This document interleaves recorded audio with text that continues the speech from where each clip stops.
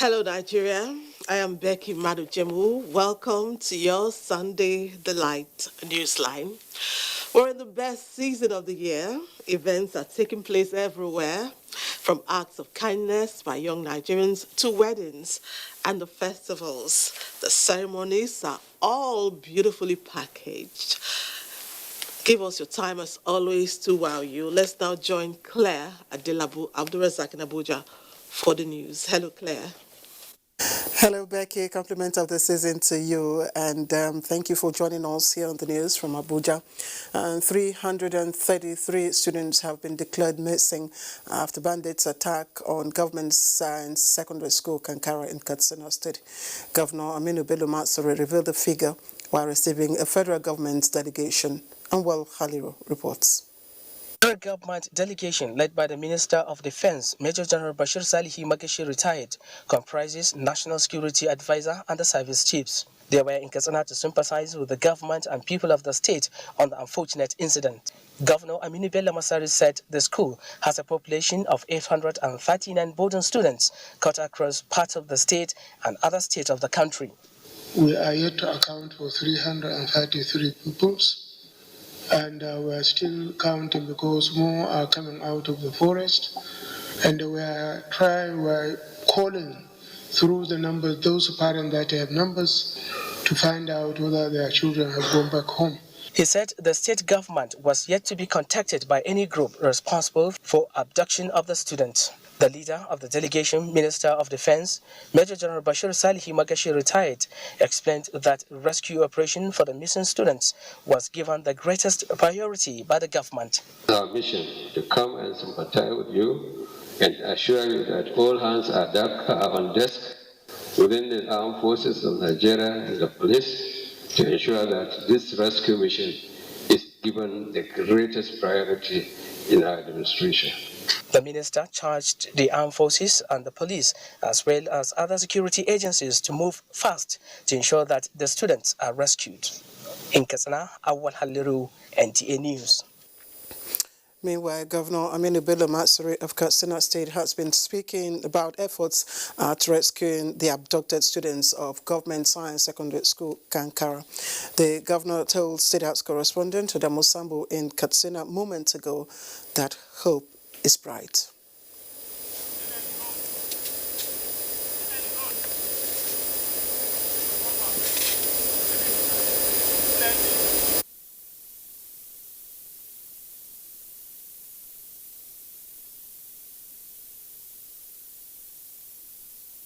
Telephone numbers. We are calling parent by parent to find out. As at around 3, we have called about 87 of them. And they know some places there's problem on network, and some of the parents may not even have the phone. But we believe latest by tomorrow we'll have accurate information with regards to the number of children that are with the kidnappers and those that have reported back home. This is the current situation as at this evening. Your Excellency, how will you describe efforts at rescuing the students yet to be accounted for? Apart from what the local security officers have been doing since yesterday, this afternoon we received all the service chiefs who are here, and some of them are sleeping here.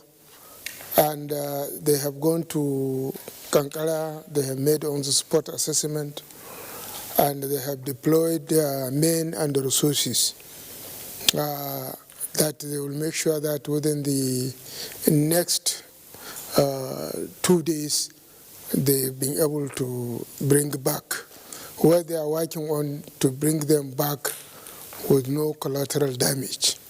But certainly they promise that within the next 2-3 days they will be able to get them back. What can you assure parents and indeed the people of Katsina who have been traumatized by the incident? Well, first of all, what we have done is to close the remaining schools.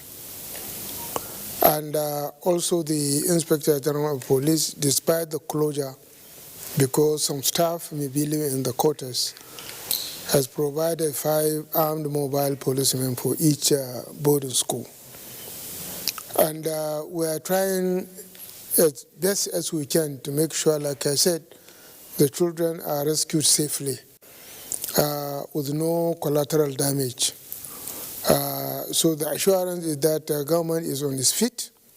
We are doing whatever it takes to make sure that the children are brought back home. It is very difficult, and I think is one of the most unhappiest moments for us. For me as a person and as a governor and as an indigenous of Katsina State, because we have been encouraging parents to send their children to schools, and parents always prefer their children to go to boarding school. And I hope this will not deter or discourage people from sending their children to school. We'll do the best we can to reinforce security.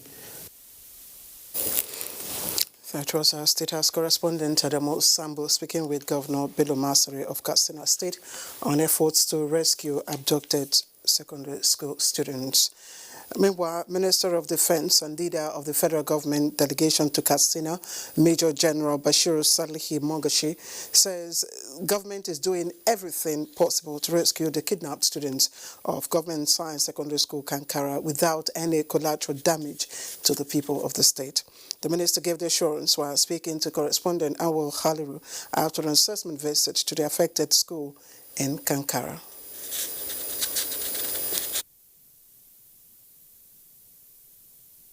Well, the speed in which the team delegated by the Commander-in-Chief to come here, we have discussed, all of us, we have discussed with the governor,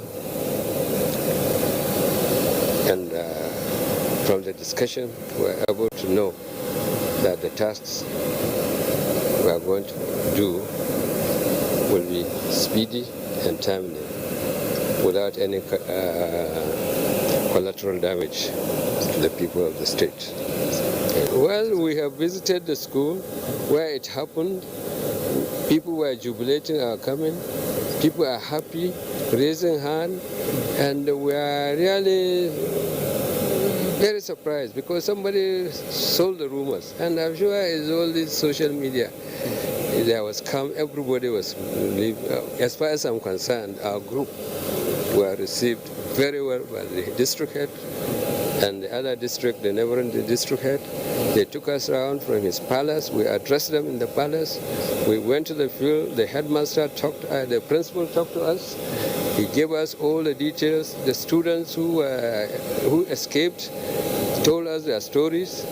The Parent Teachers Association told us their stories and told us how many people were kidnapped and how many found their way back, and the other efforts that the security forces are putting to get the people out. Most of them, really they went into the bush out of fear, and gradually they are getting them out. Some of them are being searched and they are coming out from the woods. I don't know the number, but certainly by the grace of God, there will not be anybody found dead unless by accident. That was leader of the federal government delegation to Katsina State, Major General Bashir Magashi, speaking to our correspondent Anwar Haliro. And in Zamfara, the State Police Command has reacted to the purported attack on a Sokoto State mass transit bus and alleged kidnapping of passengers on board at Kwashabawa village in Zurmi local government area of the state. A statement issued by the command public relations officer Sheikh Mohammed described a video that went viral on the purported attack as work of mischief makers who derive pleasure in spreading fake news. According to the statement, the said mass transit bus conveying passengers from Sokoto to Katsina developed a mechanical fault along Zurumi-Jibia Road, and the passengers became apprehensive and decided to flee, leaving the bus and their luggage. The statement further says, on receiving the information, the police in Zurumi town rushed to the scene and conveyed all the passengers' luggage to police station for safekeeping. The passengers later emerged, claimed the luggage, and left. And the Directorate of Defense Media Operations, DMO, says the Air Task Force of Operation Lafayette Dole has recorded more successes in its air campaign against Boko Haram terrorists in the northeast of the country. DMO Coordinator Major General John Eneche says the latest of this was achieved through air strikes executed on December 10, 2020 at Njimia on the fringes of the Sambisa Forest in Borno State. Nigerian Air Force fighter jets and helicopter gunships engaged at the location, resulting in neutralization of several BHTs, Boko Haram terrorists, as well as damage to their structures after a series of aerial surveillance missions showed an upsurge of activities in that settlement. And President Muhammadu Buhari has commended officers and soldiers of God's Brigade for the high level of discipline and professionalism exhibited in the year 2020. The President, represented by his Chief of Staff, Professor Ibrahim Gambari, gave the commendation at the God's Brigade 2020 West Africa Social Activity, WASA. Defense correspondent Ismail Musa, who was at the Mambila Barracks in Abuja, venue of the event, tells us more. Tug of war, a physical exercise, a dominant feature of the annual West African social activities known as WASA. WASA is an age-long tradition of the Nigerian Army, marking the end of training activities for the year. It also provides an avenue for the authority to reward excellence and gallantry in the force. WASA is further used to promote esprit de corps with other security agencies who are also invited to the ceremony. Gas brigades are done very well within the year in ensuring that the Federal Capital Territory remains peaceful, in addition to their enormous responsibility of safeguarding Mr. President, the first family, and the conduct of ceremonial duties.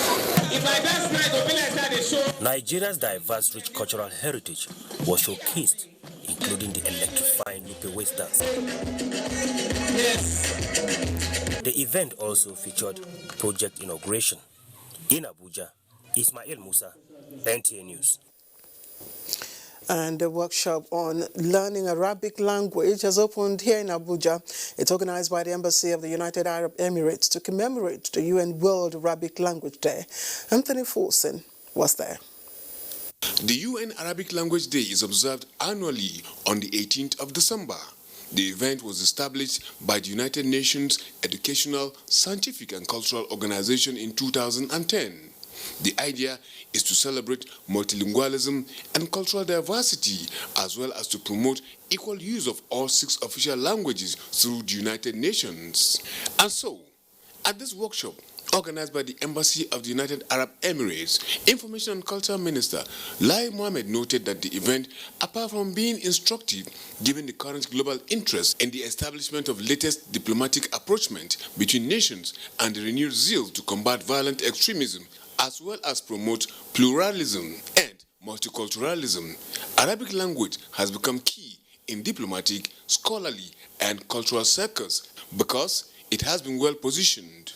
In other words, Arabic language is one of the ancient and earliest known languages to mankind. It is unique and renowned for its rich diglossia and employed on a daily basis as a medium of spiritual and theistic interaction between God and adherents of Islam, who number over 1.8 billion people. In Nigeria, the minister said Arabic language has been extolled for its contribution to national development. In addition to functioning as a storehouse of the nation's history and indeed that of Africa, the language is presently spoken by the Shua Arabs, an ethnic stock in the northeast of the country, with cultural and historical affiliation to the wider Bakarat tribe in East Africa. The Emirati ambassador to Nigeria, Fahad Al-Tafak, said the Arabic language has remained a pillar of cultural diversity on humanity because it is one of the most widely spoken languages in the world.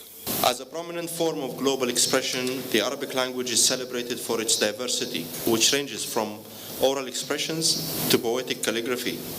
It's fascinating aesthetics and historical achievements in various fields such as architecture, mathematics, science, poetry, philosophy, and arts. He maintained that Arabic language has played a prominent role in the emergence of civilization with its links to other languages. There was a presentation on diversity of the Arabic language by Dr. Fayez Abdelal and another on Arabic and Arabists in Nigeria by Professor El-Kadir Abdubak. They all alluded to the fact that continuous struggle and persistent support for the language is not for the sake of the Arabs, but to defend civilizational legacy of Africa. In Abuja, Anthony Forson, NTA News. And in other news, federal government is training 20,000 youths in various skills to participate fully in Mambila Hydroelectric Power Project. Joshua Ojito reports that National Power Training Institute of Nigeria, NAPTIN, is facilitating the training under the Local Content Development Initiative. From the pool of unemployed youth in the country, 20,000 from the 36 states of the Federation and the FCT are to be trained as part of the workforce that will be engaged in the construction of Mambila Hydroelectric Power Project. They will be trained on electrical house wiring, ICT essentials, plumbing and pipe fitting for plants and buildings, catering management, as well as mastering and bricklaying. Where the youths are idle and they are not doing anything, what do you expect of them? Violence. But with this initiative, it will keep them busy. 4 weeks is the duration of the training to produce manpower relevant to the Mambila Hydroelectric Power Project. Minister of Power Saleh Momon flags off the program in Jalingo with the selection process to be carried out online. I am hopeful that with your kind support, the ESET program will succeed and will empower our teeming youth with skill to be self-reliant and potential entrepreneurs. Yes, will definitely enhance human capital development among our youths. NAPTIN is well prepared, to run these, programs to a very, very successful, end. The Mambila Hydroelectric Power Project is expected to create 50,000 local jobs during the construction phase. In Jalingo, Joshua Ojito, NTA News. And the blessings of Thanksgiving characterized the annual conference of Amazing Grace Church in Lagos. Lynn Lenike reports on how Bishop Grace Dauji and members celebrated the 2020 edition.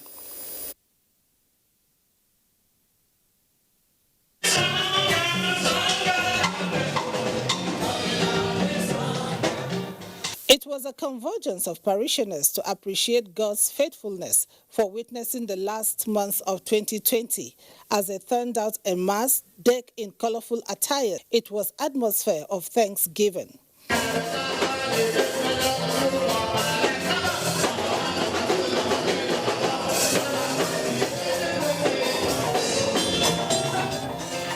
In her sermon, the General Overseer, Bishop Grace Dauji, urged members to remain steadfast and grateful to God, stressing that despite insecurity challenges, God has sustained the nation. She enjoined members to adhere to the federal government's protocol on COVID-19 as part of measures to avert a second wave. We are very strict about wearing our mask. It's very strict. You can see our hand basin and everything. It's very necessary. It's our life, it's not the government life. Yes, it's our life, so we need to wear it. And not only that, when you're under authority, you have to obey the government. So that's what they want, and it is real. We ourselves need to be quite disciplined if we need to be protected. When the law enforcement agencies are doing their job, we should respond to them as people who have the authority to do the job. Matching words with actions, the Amazing Grace Church extended philanthropic gestures to the less privileged, which is a tradition at the annual conference of the church. We have great achievement in the sense that so many people, drug addicts, they have children, they have known God, and some of them are well equipped. Over the years, the Amazing Grace Church has relentlessly shouldered the burden of widows and the less privileged by meeting their needs. In Lagos, Lynn Lenake, NTA News. And President Muhammadu Buhari congratulates Governor Hope Uzodinma of Imo State on his 62nd birthday anniversary, describing him as a hard-working politician who has shown true commitment to good governance. President Buhari, in a statement, says Nigeria's democracy needs great politicians like Uzodinma, who has shown great passion and zeal to serve his people, and wishes him many happy returns of the day. All right, let's turn to sports now. And Liverpool earned a point at Fulham in 1-1 draw, with the same result obtained in the Crystal Palace and Tottenham match. Also on EPL today, Southampton beat Sheffield United 3-0. Let's now join Amazi Marcus for details of these and other sports news. Nigerian-born British boxer Anthony Joshua weekend retained his IBF, WBA and WBO heavyweight titles after a 9th-round knockout of challenger Kubrat Pulev of Bulgaria at Wembley Arena in London. Boxing fans around the world are already looking forward to a historic fight between Anthony Joshua and Tyson Fury, the WBC champion. Whoever has the belts I want to compete with, if that is Tyson Fury, let it be Tyson Fury, said the 31-year-old Joshua. Fury responded, I want the fight. I want the fight next. I will knock him out inside 3 rounds. I can't wait to knock him out. Fury's United Kingdom promoter Frank Warren believes the Joshua-Fury fight will be the biggest UK sporting event since the 1966 FIFA World Cup final at Wembley Stadium in London. In golf, Ben Okoko of IBB International Golf and Country Club Abuja is winner of the Save the Lives charity golf tournament with the team Health for All, Protect Everyone. Correspondent Clement Oloruntoba reports that Okoko, the overall winner, returned 88 gross and 72 net to beat about 150 other competitors in the one-day event. Anything somebody goes out of his way to do for the sake of the generality of the people, for those who are underprivileged, is something that should be really, really applauded. So we should use this day to talk about how we can best assist the less privileged, those that cannot afford, especially these health bills. In a related development, about 30 ministries, departments and agencies will compete in the 2020 Federation of Public Service Games in Kano from December 14 to 20. NTA is competing in badminton, football, table tennis, tennis and chess. Meanwhile, the Italian Answer News agency reports that the home of Italy's best attacking player of all time, Paolo Rossi, was burgled during his funeral in Vicenza with a watch belonging to the late footballer and money stolen. Teammates from the 1982 World Cup winning squad carried his coffin to the Santa Maria Annunziata Cathedral before the burial of the late Azzurri, Vicenza and Juventus striker. With sports update, Amanzi Marcus, NTA News.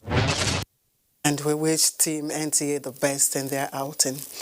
Meanwhile, President Muhammadu Buhari celebrates the decisive victory of Nigerian-born boxer Anthony Joshua over Kubrat Pulev Saturday night. The president says by retaining his IBF, WBA and WBO titles, Joshua has given boxing lovers around the world and particularly Nigeria something to cheer.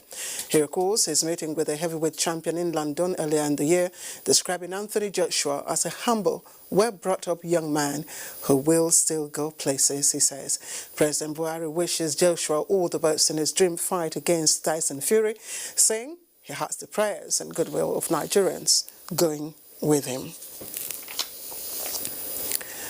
And the First Lady, Aisha Buhari, has condoled with family, friends and business associates of the late publisher of leadership newspaper, Sam Nda Isaiah. The First Lady says she was shocked by the news of the death of Sam Nda Isaiah, whom she describes as a very close associate and family friend. The First Lady, while also praying God to rest his soul, notes his enormous contributions and impact to national development. She prays Almighty God to grant his wife and children the fortitude to bear the loss. And in the same vein, the All Progressives Congress says it has received the news of the death of Sam Nda Isaiah with shock. In a statement on behalf of the Mai Mala Malabuni-led caretaker committee. Youth leader of the committee, Ishmael Ahmed, described Nda Isaiah as faithful party man, dedicated to the ideals APC stood for by seeking to be the party's presidential flag bearer in the 2014 presidential primary. The statement adds that as a media practitioner and publisher, late Nda Isaiah set industry standards and will remain a reference point for media practitioners in Nigeria. And by the statement, the chairman and members of the caretaker committee of the APC deeply mourn the great loss and extend their heartfelt condolences to his family, friends, and the media industry. And it was also a moment of grief for family members and friends of late Henry Ilagbeha Abbey as they betrayed emotions in recounting memorable moments during the burial of their son, brother, and nephew. Many described the deceased, who was Senate President of the Children Parliament, as an epitome of love and kindness. As Abbey Tanimu Williams tells us more. Death, where is thy sting? O grave, where is thy victory?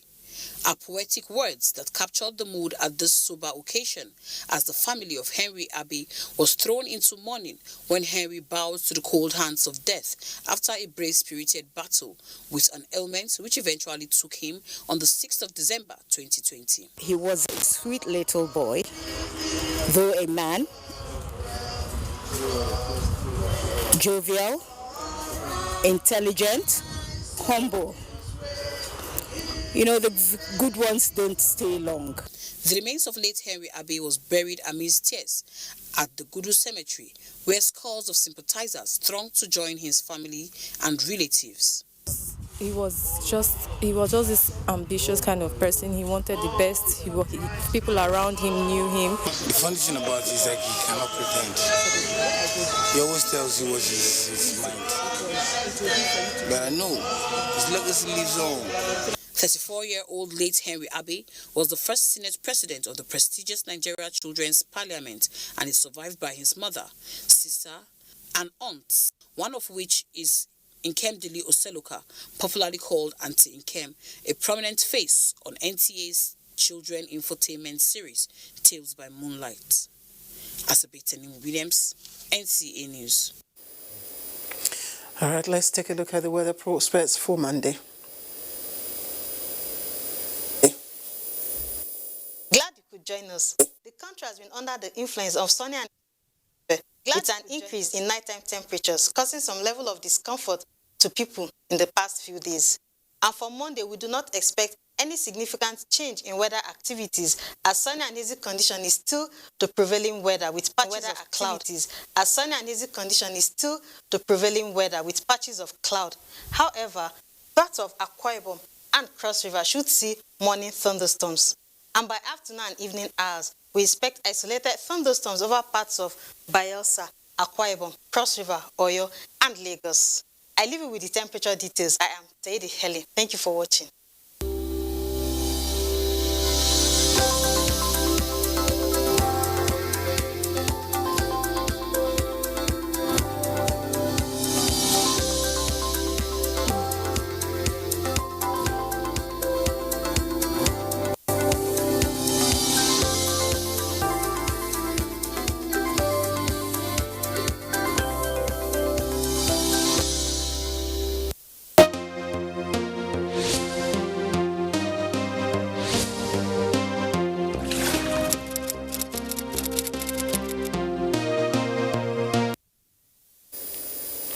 All right, we are done with the news from here in Abuja. Becky will be back shortly after the commercials, but don't forget to join us. NTA and BA Star stand against rape and rapists.